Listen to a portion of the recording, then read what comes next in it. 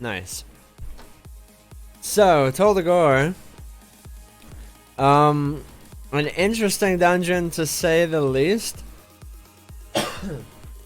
On keys, just because it's such tight quarters.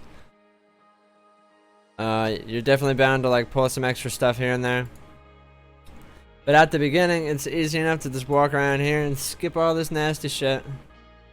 And go head up here. You want to clear this trash right here, so you don't pull it during the boss.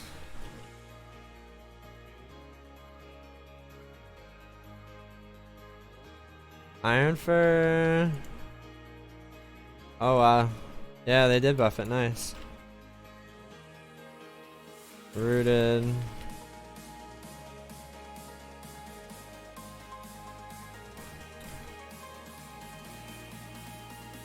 These things don't really do anything. That they do melee. They'll do more damage to your party than they will to you. Now these parasites right here, I will pull these because they do pad around, and then I don't know what it is, but they tend to pull during the boss fight right here. I don't know why, but they just do. And this song is like too much right now, dude. I can't deal with that. Anyways, so this first boss, easy enough. You're just gonna pull him. The only thing you really need to be aware of here is that for every ad that dies near her, she gains increased haste. I found it to not be too big of a deal, especially if you've like rolling Iron Furs and you have Lust and all of this. Damage done and haste increased now, so they buffed that. So damage done and haste increased by 5% per ad she soaks, I think. I'm gonna confirm that right now. Now there's one more mechanic here. 5% per stack, yes. So just be wary of that when you're going to be needing to roll your cooldowns and things like that.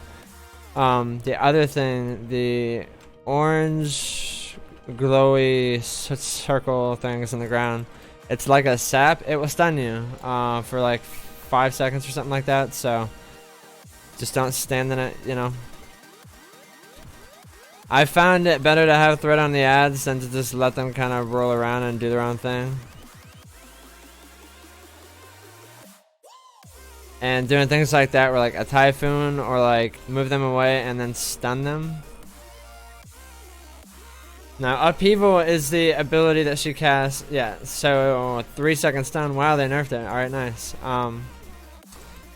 Upheaval is the ability that she'll cast when she's coming up out of the ground. Oh wow, I was about to say, dude. You just want to place yourself away from the rest of your party, so as to not hit them. You saw I hit this shaman, and this is only Mythic, and it hit him for like 60% of his health or something like that. So let's get this Azeroth trait. Yeah. And this crit haste mastery or reverse proc for 10 seconds. I'm pretty sure this one can stack on top of itself. So we'll see how that works out. But so when you walk through here, you're just gonna have these little parasite mobs. They're just gonna reduce your movement speed and inflict physical damage, which is not a big deal. Physical damage. It does stack up, so like, you know, just be wary of that and what the mobs do that you're pulling. So if you're gonna chain pull, you know, just be aware of how to counter what's happening to you and your party. So the Vice Jaws here, they reduce your max health. They put a stacking thing on you. I'm gonna turn this down one more. They put a stacking thing on you that just reduces your max health, as you can see, by 5% per stack, lasts for 10 seconds. So you just want to be careful here. And this guy is just going to pull everything. And I'm going to CC as much as I can.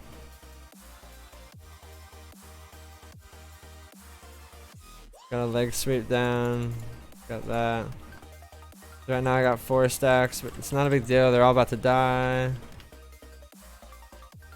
Just be mindful of your stacks when doing this shit, because it stacks up real quick. You see I'm already back up to 7, like fuck. Cut around a little bit. Easy enough to deal with. The thugs.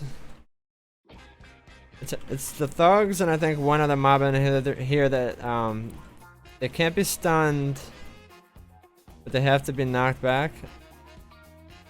Debilitating shout. I thought that was that it. Did they change that to a cast and you can interrupt it now? Because that would be interesting. Anyways, most of the trash in here, dude. It's a lot of physical damage again. So tanks, most tanks shouldn't have a lot of trouble in here. Which is actually bitter that we're taking more of that instead of more magic damage, because at the gear levels that we're at right now, magic damage is just harder to deal with. So, as I said, a lot of mobs and a lot of tight corners and spaces. The thugs, I generally like to pull by themselves because of the cast that they do.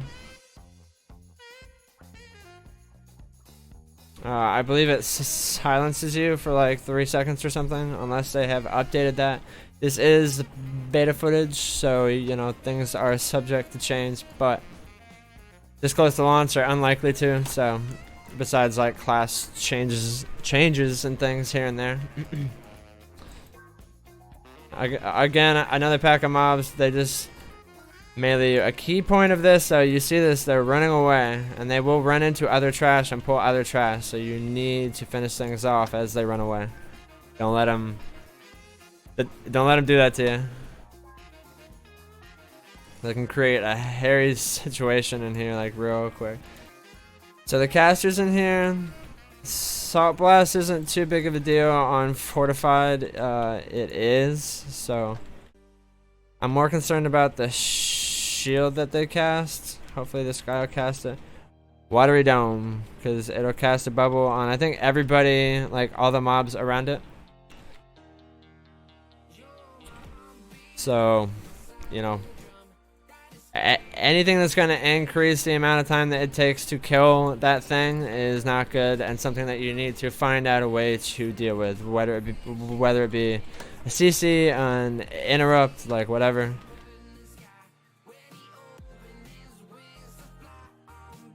Especially once you hop in the keys, saving time is the key. Saving time is the key. Watery Dome, my school best is on cooldown, and you see it just popped a bubble on all the mobs, dude. So let me stun these real quick. Now it's worth mentioning, if you have a rogue in your party, god damn it. If you have a rogue in your party, they can unlock all the jail cells here that pull during the boss. You'll see that during the boss fight, when he changes to his next phase and he brings his brother out of his cell, he unlocks all the cells and brings all the prisoners with him. But if you unlock them all and kill the mobs as you go along, obviously that fight becomes like 10 times easier. There's no ads. You don't particularly need to lust there. You just gotta hit the interrupts right, which will go over, so don't you worry. But again, dude, they're just running away, dude. It's so annoying. And then you end up pulling more little yellow mobs, and it's just like, oh my god. Okay. I got a skull on one of these bitches, interrupt that dome. Typhoon these back a bit. I got the arsonist. The boss is right up there, so don't walk up there, by the way. It's just not a place you want to be. Interrupt the watery dome, so good. Drop a skull on the other C speaker.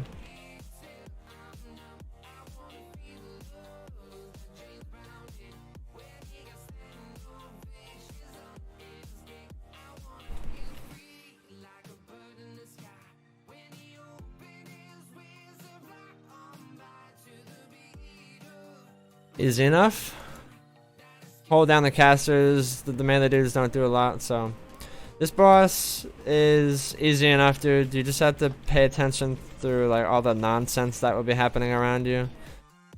This first phase, tank him about right here. Interrupt the Howling Fear.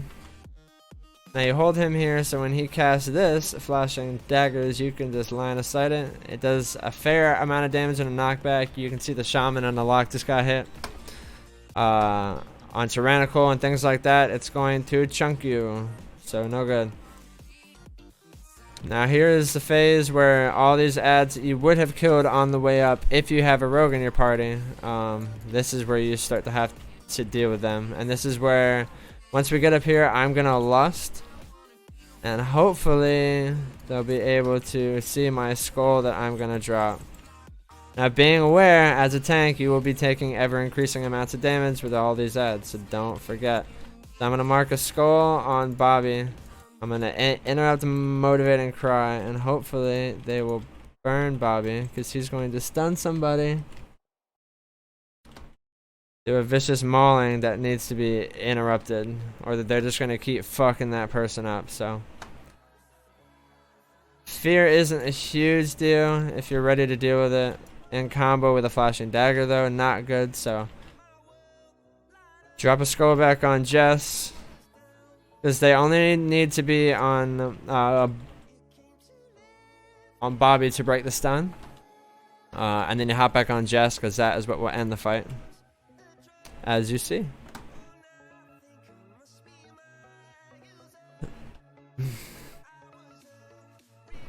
I'm going the wrong way. Tell you what. Once you do this a couple times and you get the path down, like it's pretty linear as far as like where you go. Because like you started here with the boss here, and the gate here was just down, so you just kind of ran around in a circle. The jailers, the only thing they do is a riot shield. It just needs to be knocked back or stunned. A knockback might not do it anymore. I don't know. They've changed that, so we'll try it out. But the handcuff is a silence. Needs to be interrupted. Now, the debilitating shout decreases your damage done by 50%, which is why I'm going to get the thug and interrupt that shit. Then we got a riot shield. Typhoon broke it. Alright, so any kind of stun, knockback, disorient. Thugs can't be stunned, so keep that in mind. Another mob that can be interrupted in Typhoon, but not stunned. So, just be like adding that to the list in your head of like mobs in a dungeon that can't be stunned, but you know.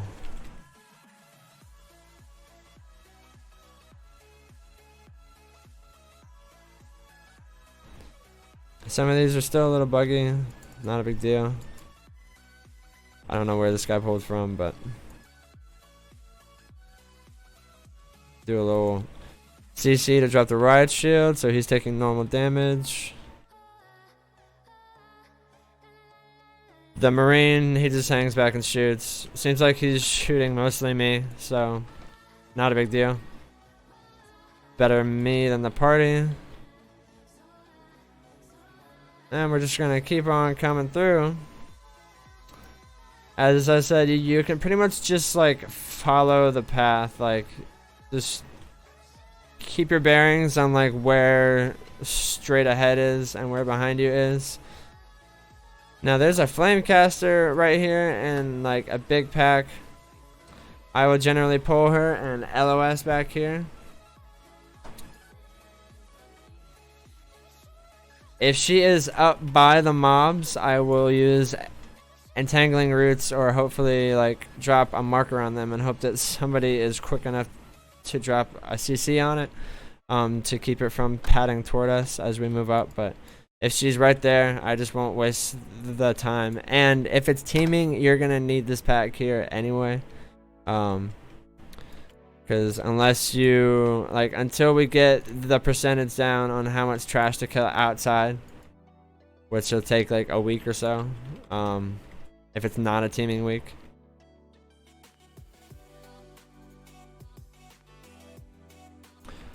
Spotters, again, they shoot. That dude dropped a barrel here at the doorway. Just don't stand in it when it explodes, which is a staple of the next boss fight that we will see. Now out here is always fun. I will take these guys and knock them back. And now you need somebody to hop in the cannon. So the point of this is just to kill these mobs.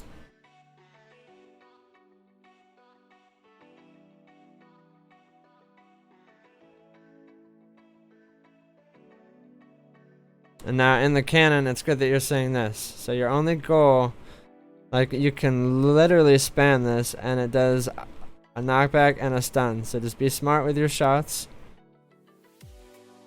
And keep the dudes knocked back. Sorry, let me zoom in. And then you come up here, you do the same. These are all tightly packed. They're kind of far away, but you can still see their names. You just want to hit the one that is farthest forward, and that's it.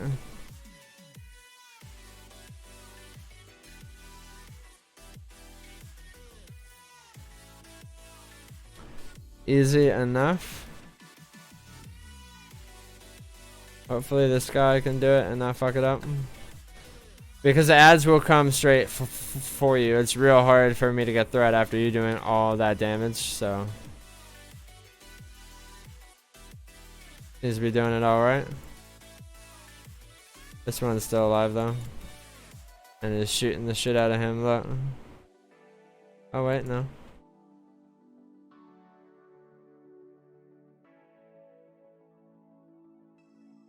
Okay. So this next boss, Knight Captain Valyri. She's pretty easy. The barrels here, you can pick up and move, which you want to do out of a ring of fire if the opportunity presents itself near you. I usually start the fight out near one.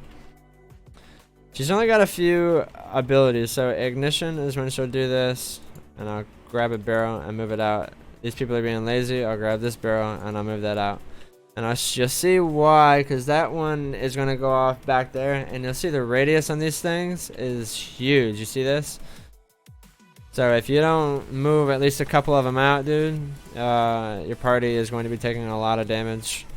On top of not knowing like where to go next, like if you don't have a stampeding roar or some kind of a movement speed. Now, Cinderflame is a cone that is going to ignite all the barrels in the path. Another ability that you just need to be ready to move for. With a fuse lighter behind that, which just ignites the barrels that are currently on the ground. So we got lucky there, but this fight can get real hectic real quick. It's best to just try to avoid what mechanics you can. Because you see what's happening now? Now they're going to detonate that one. And I'm glad I moved that one because we wouldn't have had any space. Like we would have had 0 space for that. I'm just going to stay out here and burn her.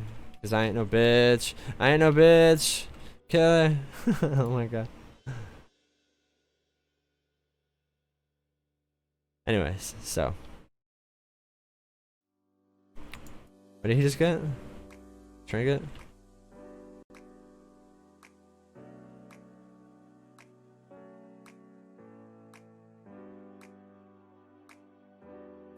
No, I'm just gonna try to CC these. Hopefully your teammate won't shoot you, you know?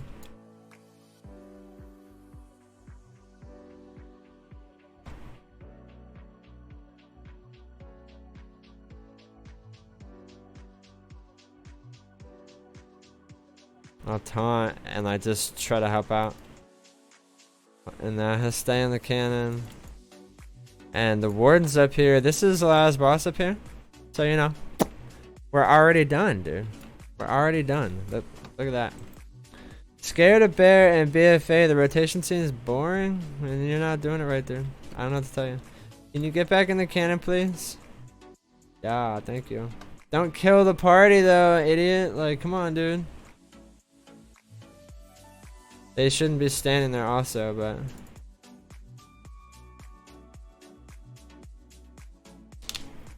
There you go. Damn, dude. Almost killed the healer and the shaman. So this boss can get tricky for healers and for DPS. So these first few weeks, dude, you're gonna have to be patient on this boss while people learn this fight, because put your back to the wall, please. Oh my god, no, do not stand here, dude. Go over to blue ranged, please. Now, if we wipe here, I'm gonna show it, and I'm gonna show you how these dudes killed each other. But we'll see if they manage to space apart well enough. So this boss, Deadeye, you need to soak at least one of them. You can soak 2 or 3 with a cooldown. It just increases your damage taken from that specific ability.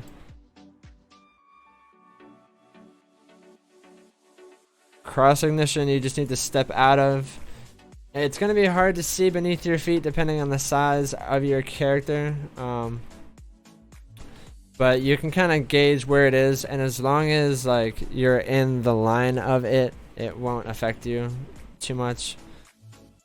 This shit normally shouldn't be going on me, but I don't know. So yeah, you see? I didn't get knocked back, I just got stunned because I was moving. I filled up my bar. This is the most annoying thing about this fight, is that if you move, he took another stack of that, so somebody should have grabbed that. I shouldn't have been stunned to grab that for him. Yeah, so the more you move, the more that bar fills up. So if you move around too much, you're just gonna keep getting stunned. On top of having to dodge the cannon fire from those two. Which is why I like standing right here, because I can see it all. I can see which way the cannons aim. I can see the party, but I was looking off kind of over here to see what they were doing. Make sure they weren't going to die, which is why I lusted, so. And this trinket is terrible, dude. This trinket will pull a whole bunch of extra trash in a dungeon that you do not want. Oh, wow, they buffed it, dude. Wow. They buffed the damage it does. Is it still pulling extra stuff?